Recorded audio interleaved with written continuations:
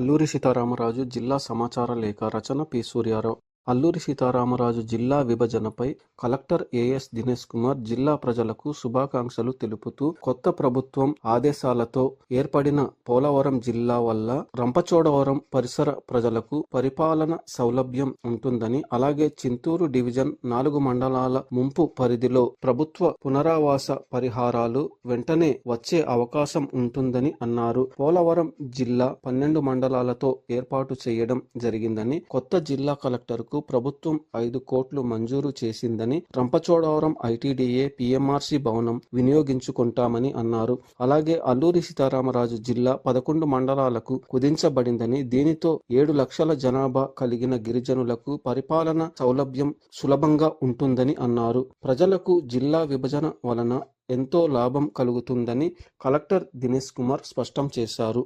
ప్రభుత్వ పథకాలను అందిపుచ్చుకుంటూ గిరిజన రైతులు ఆర్థికంగా ఎదగాలని central nodal officer PMDDKY Amit Singla ఆకాంక్షించారు. ఆయన గత నెలలో జిల్లాలోని లంబసింగి, తాజంగి, రాజుపాకల ప్రాంతాలలో విస్తృతంగా పర్యటించి పలు అభివృద్ధి పనులు, సాగు క్షేత్రాలను పరిశీలించారు.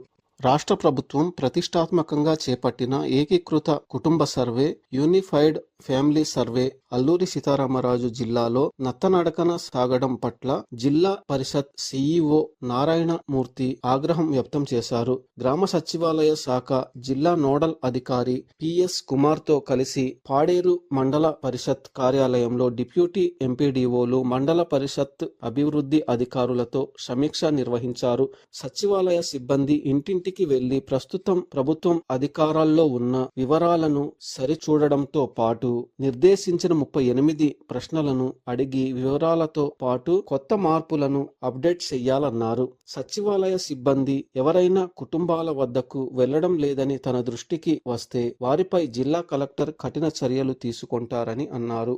గిరిజన ప్రాంతంలో అభివృద్ధి పనులలో అలసత్వం వద్దని, గిరిజన ప్రాంతంలో పనిచేసే అవకాశం రావడం ఒక గొప్ప వరంగా భావించి, దీనిని అధికారులు, సిబ్బంది ఒక సేవగా భావించి పనిచేయాలని అరకు పార్లమెంట్ సభ్యులు, దిశ కమిటీ చైర్పర్సన్ డాక్టర్ గుమ్మా తనూజారాణి పేర్కొన్నారు. జిల్లా అభివృద్ధి సమన్వయం పర్యవేక్షణ కమిటీ దిశ సమావేశం జిల్లా collector AS Dinesh Kumar, Araku parliament సభ్యులు, దిశ కమిటీ చైర్మన్ ఆధ్వర్యంలో కలెక్టరేట్ కార్యాలయంలో సమావేశం నిర్వహించారు. కేంద్ర ప్రభుత్వం అనేక సంక్షేమ అభివృద్ధి పథకాలను అమలు చేస్తుందని, వాటిపై అధికారులు పూర్తి స్థాయిలో అవగాహన తెచ్చుకొని చిత్తశుద్ధితో పనిచేయాలని అన్నారు. ప్రతి పథకం లబ్ధిదారులకు చేరాలంటే గ్రామ స్థాయి నుండి మండల స్థాయి వరకు అవగాహన ఉండాలని, అప్పుడే ఆ పథకం లబ్ధిదారుని వరకు చేరుతుందని అన్నారు. గిరిజన ప్రాంతంలో ఉండే వనరులను వినియోగించుకునే విధంగా వినూత్న ఆలోచనలతో అధికారులు ప్రజల ముందుకు రావాలని పిలుపునిచ్చారు.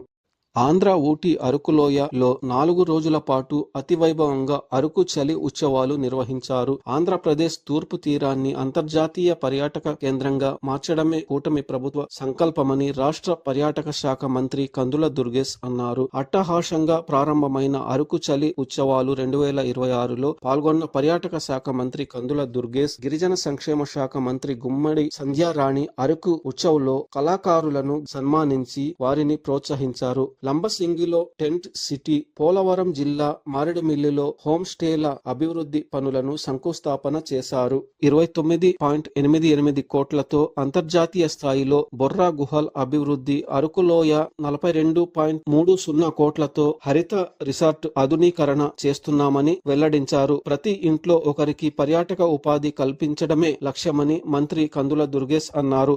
త్వరలో ఉత్తరాంధ్రలో డోలీ రహిత గ్రామాలుగా తీర్చిదిద్దడానికి 500 కోట్లతో గిరిజన ప్రాంతాలలో రహదారుల నిర్మాణాలు పనులు, ప్రపంచ ఆదివాసీ దినోత్సవం నాటికి ఆర్ట్ విలేజ్ నిర్మాణమే లక్ష్యమని గిరిజన సంక్షేమ శాఖ మంత్రి గుమ్మడి సంధ్యారాణి తెలిపారు. అరకు ఉత్సవ్ ముగింపు సందర్భంగా అరకు పైనరీలో ఏర్పాటు చేసిన విలేకరుల సమావేశంలో ఆమె వెల్లడించారు. 4 రోజుల పాటు అతివైభవంగా అరకు చలి ఉత్సవాలను నిర్వహించి అరకు పర్యాటక రంగాన్ని ప్రపంచానికి పరిచయం చేశామని అన్నారు.